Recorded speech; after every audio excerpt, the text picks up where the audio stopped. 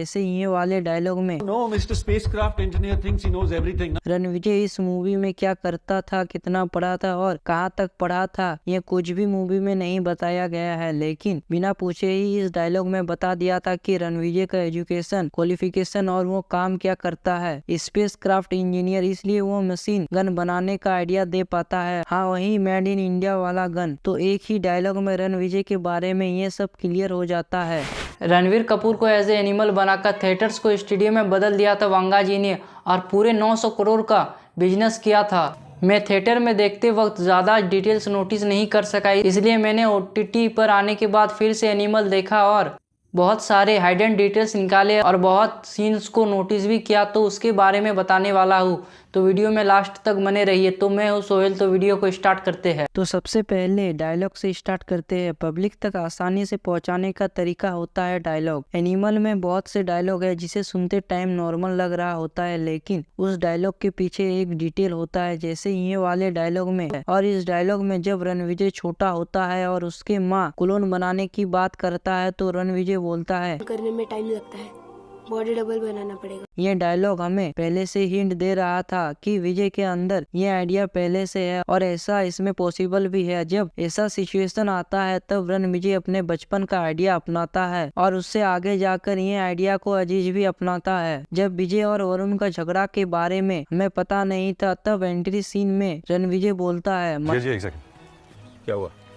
पापा पहले सिर्फ हम तीनों ही फोटो ले। मतलब वरुण के एंट्री सीन में हमें हिंट दे दिया जाता है कि रणविजय वरुण को पसंद नहीं करता है और वह उसे फैमिली में भी नहीं गिनता है। उससे आगे क्या होता है हमें पता है। वरुण का गला घोट कर मारने के बाद विजय उसे गोली भी मारता है, क्योंकि कॉलेज वाले घटना के बाद विजय बोला था अपनी दीदी के साथ ऐसा फिर से होता हुआ देखता है और उसे पता भी चलता है कि वरुण उसके पापा को मारना चाहता है। इसलिए विजय पहले अपने पापा का बदला लेता है गला घोट के और फिर बहन का बदला लेता है गोली मारकर। नेक्स्ट, गीतांजलि को विजय ने वार्निंग दिया था father is the best father in the world, please don't say that, don't ever go there. पर गीतांजलि ने वार्निंग को हल्के में ले लेती है। तो विजय बाद में फिर इस वार्निंग के बाद ये बोला था तुझे कभी धोखा नहीं दूंगा। तब ये डायलॉग को हम ऑडियंस लोग हल्के में ले लिए थे, इसीलिए जोया का सीन आने के बाद विजय को हम लोग दोगला समझ रहे थे, लेकिन ऐसा नहीं भाई। ये हिंट था कि विजय कभी भी अपने वाइफ को धोखा नहीं देगा। इंटरवल के फाइट से पहले असरार बोलता है अरे भाई, कहाँ है तू? साला तेरा नाम नहीं पता। और ये डायलॉग हमें याद दिलाने के लिए था कि सच में विजय का नाम एक बार भी नाम नहीं लिया गया है। इस सीन में विजय अपना परिचय देता है तो खुद का नाम नहीं लेता है। कंपनी में वो बोलता है बलबीर सिंह का बेटा, गांव में बोलता है मैं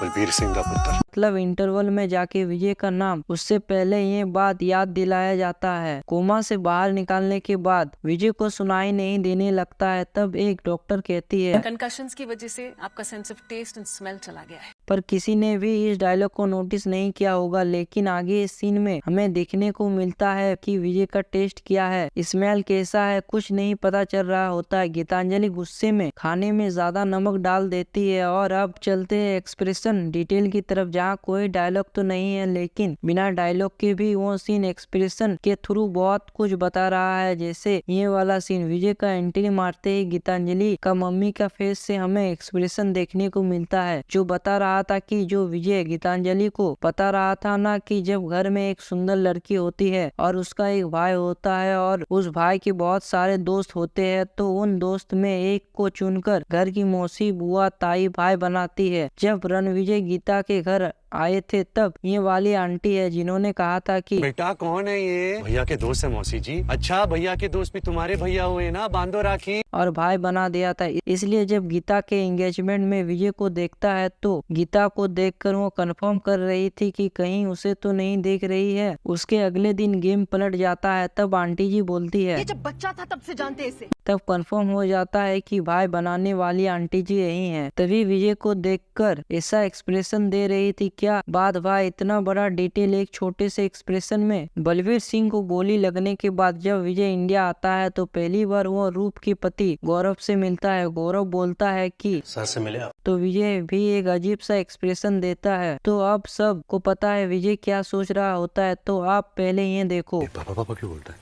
उसके खुद के पापा नहीं है क्या? सर बोलना चाहिए। बड़ा जीजा वरुण विजय के पापा को पापा बुलाता था तो विजय को यह पसंद नहीं आता था, लेकिन गौरव ने विजय के पापा को सर कहा और विजय का यह रिएक्शन था। यह सीन में जब विजय का जीजा घर नहीं आया और 6 घंटे से फोन ऑफ होता है तो रूप के फेस पर एक अजीब सी एक्सप्रेशन दिखता है। पता है उसका मतलब क्या है? तो रूप इस डायलॉग को याद करती है, एक दिन ऐसा आएगा तुम दोनों भाइयों का दी एंड कर दूंगा। लेकिन विजय क्या हुआ कहने पर माइंड चेंज कर लेती है और सोचती है कि यह तो ऐसे ही बोल रहा था। इसका डाउट एक्सप्रेशन सही था। भाई विजय सच में उस दिन दोनों भाइयों को मार दिया था जैसे कि पहले उसने कहा था। नेक्स्ट वरुण का हमें 2 एक्सप्रेशन देखने को मिलता है, जिसमें से पहले विजय का भाइयों को देखने के बाद निकलता है और दूसरा बलवीर सिंह को जिंदा देखने के बाद। और इसका मतलब क्या है आप तो जानते ही होंगे, सिंपल सा है। नेक्स्ट और एक्सप्रेशन या इशारा वाला डिटेल, जैसे कि आप लोगों ने नोटिस किया होगा कि विजय और गीता का जब हीरो बोलने को लेकर झगड़ा होता है तो विजय आवाज निकालने से अच्छा गूंगा बहरा बनना पसंद करता है और ये इशारा करता है, मतलब विजय म्यूट बन जाता है। तभी अबरार का एंट्री होता है तो ऐसा हम समझ सकते हैं कि विजय गूंगा बनने के बाद अबरार का एंट्री होता है तो ये म्यूट चैप्टर होता है। नेक्स्ट है बैकग्राउंड म्यूजिक। एनिमल में कुछ ऐसे सीन भी है जहाँ डिटेलिंग के लिए बैकग्राउंड म्यूजिक का यूज किया गया है, जैसे कि विजय का स्कूल वाला सीन में जो बैकग्राउंड म्यूजिक बज रहा है हैप्पी बर्थडे टू यू पापा।